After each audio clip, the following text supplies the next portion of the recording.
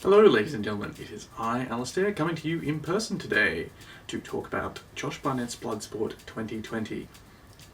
Now, as you can tell from our intro, I had a few problems with the card, but overall, it was alright. And I, of course, will go into specifics later on, but for right now, let's start at the bottom of the card with Matt Makowsky versus Simon Grimm. And this was a really, really good opener. I was really happy the moment I saw these guys just walk out, start circling, and start hitting each other and looking like they were trying to hit each other and trying to not get hit. It's the perfect way that they are supposed to run shoot style. It's what it's supposed to look like. You are legitimately trying to damage the other person, and it's on them to actually defend. And the way they were doing this, where they were striking, where they were jostling in the grappling exchanges, although, there was some cooperation because it's a pro wrestling match, it looked great and it looked like a fight. And, this was really, really nice. Some great moves from both guys. Simon Grimm hit a really, really nice double wrist lock turnover. There was a great cartwheel kick from Matt Makowsky. Unfortunately, that cartwheel kick, although it did look excellent, got no sold because of the way the rules worked. Simon Grimm sort of had to stand up out of it and pretend it didn't get hurt, even though it was one of the more solid looking strikes from the match, which I have some thoughts on later, but we'll come to. The finish was a little bit off. So it was a half and half suplex. Simon Grimm was putting this half suplex on Matt Makowsky. Matt Makowsky sort of slips out halfway over. They both hit the mat. It doesn't look like there was a huge amount of impact, but the referee called it off anyway. And I have some thoughts on how that could have been alleviated later on as well. But as an opener to the show, it was fucking great. And I was just really, really happy to see that. Next up we had Killer Kelly versus Alison Kay. Now while these two were moving together, there were a couple of problems with the match.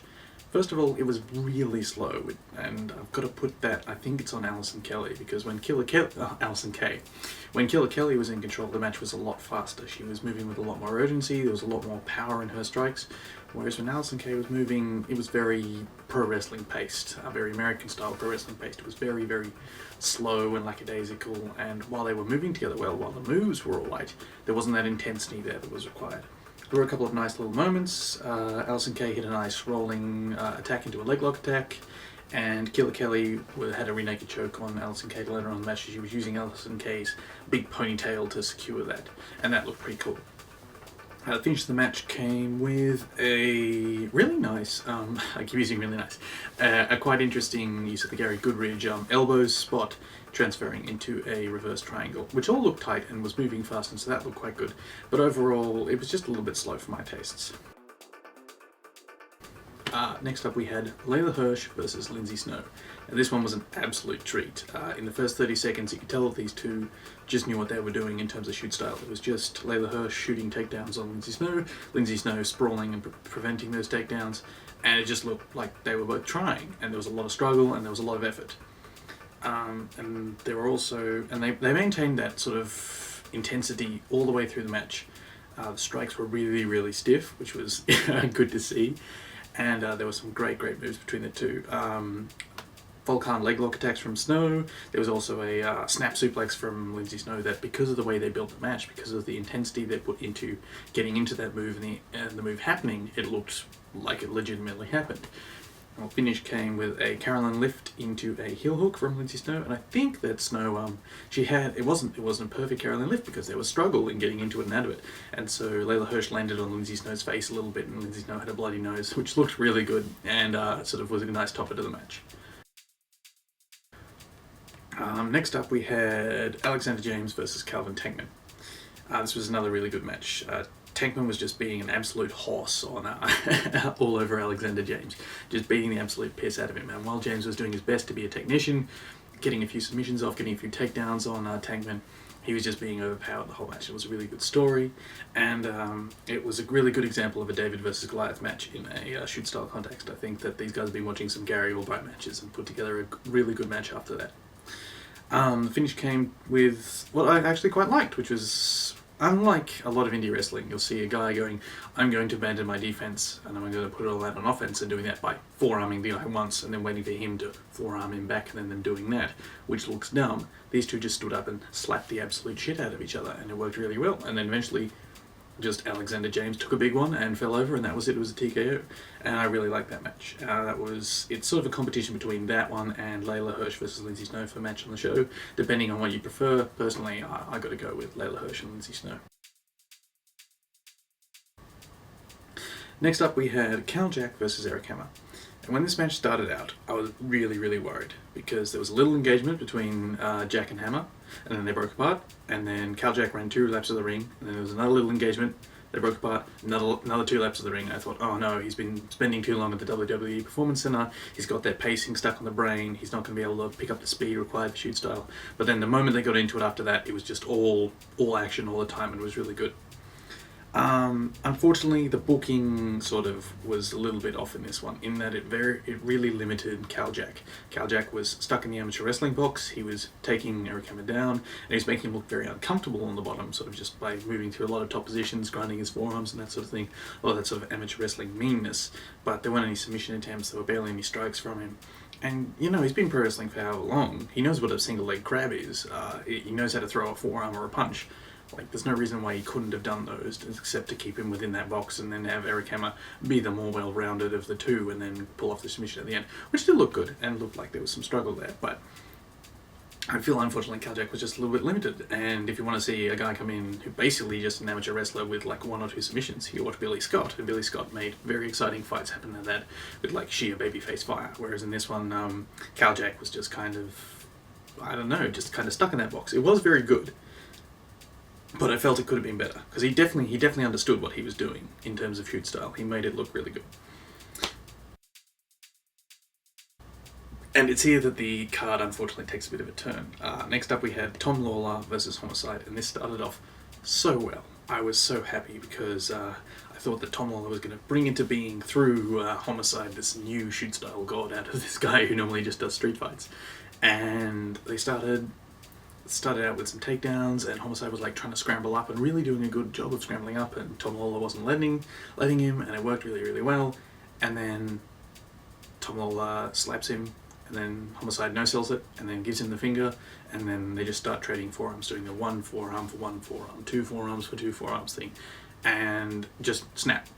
The image that they've been building throughout the whole show, that this is a shoot fight, this is shoot wrestling, these guys are going out here, they're doing real fights, just gone, and it fucked it. It fucked the entire rest of the card. All the work they put into it to make that illusion has just been completely wasted by these two doing something dumb. And I don't know why, because Tom Lola likes pro wrestling and does pro wrestling, and you know, Josh Barnett likes and does pro wrestling and likes shoot style wrestling. That's why he puts the show on, and so I don't know why he didn't pull these two aside and say this is what you guys should do. And, you know, even though I think about it, perhaps on any other show I would have liked this match. I would have thought Tom Lola and Homicide going out there and having this match where Tom Lola's the UFC guy and Homicide's the street fighting pro wrestling powerhouse guy, and they're doing these like mixed shoot moves, more in sort of the Japanese stronger style that they've currently got going on, and sort of sneaking into the current American pro wrestling too. Maybe I would have liked it, but on Bloodsport, you know, it's supposed to be better than that. It's supposed to be this shoot style revival, and it made me really sad. And unfortunately, it sort of heralded the rest of the show. So, next up we had Davey Boy Smith versus Josh Alexander. And I'd honestly kind of forgotten a lot about this match, because the first time I saw it, I remember being really down on it. And then I came back to rewatch it again, and I thought, when it started off, I thought, why was I so mad about this match? This is really good, because Davey Boy Smith was essentially just running through a Fujiwara instructional tape on Joshua Alexander, and it looked pretty good. Nice double wrist lock takeovers, nasty looking submissions, and then right at the last sort of 10 seconds of the match, they do the same thing again. They break the illusion they built, and they traded forearms, and then Davey Boy Smith won with an assisted, basically, powerbomb. Like a powerbomb that wasn't set up from Josh Alexander shooting a takedown and then him sprawling on it and then picking him up, or from like a triangle attempt or anything like that. He just went, your head is now in between my legs, you are now up, you have now been powerbombed, and that is the end of the match. And it broke the illusion again. Snap. Gone. So, really disappointed in those last two, especially given that Davey Boy and Tom Lola are two of the bigger, like, shoot names in pro wrestling. It's just disappointing. Next up we had Alison Kay versus Lindsey Snow in the final of the women's tournament.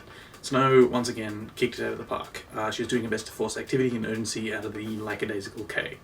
And she did that by beating the absolute piss out of her, which worked really well, because being on the bottoming guard, getting slapped a lot, made Alison Kay go, alright, I need to get my armbar spot to move to our next spot, otherwise I'm just going to sit here taking damage and it's not going to be good. And it really showed a difference in understanding the style between the two, because there's an armbar. Lindsey Snow gets an armbar on Alison Kay. Alison Kay takes good 10 seconds to get out, but she does very slow thumb up, roll out, hitchhiker escape. And then she escapes that one, passes around a side control, puts Lindsey Snow in an armbar. Lindsey Snow, the moment her grip is broken on that armbar, and Alison Kay starts rocking back with it, she reefs her elbow free, and she's out of there in half a second. It shows that urgency that's required for a good shoot-style match to maintain that illusion that this is a real fight. And then Lindsey Snow, as was well deserved, was given the win again with a heel hook. She passed Alison Kay's guard, forearmed her in the head a bunch of times, and then heel hooked her, and that looked really great, really well done. Lindsey Snow, she absolutely made herself a shoot style star in my opinion. Next up, we had Jon Moxley versus Chris Dickinson. Once again, I had the same problems with this match as I did the Lola one, and to a lesser extent the Davey Boy Smith one. Started out pretty good. Mox looked a little bit too comfortable, was a little bit too slow, a little bit of the old pro wrestling timing and speed, and it was just a little bit too comfortable for shoot style. But then the moment those guys started trading forearms, and they even traded fucking chops in a shoot style match, it broke the illusion again.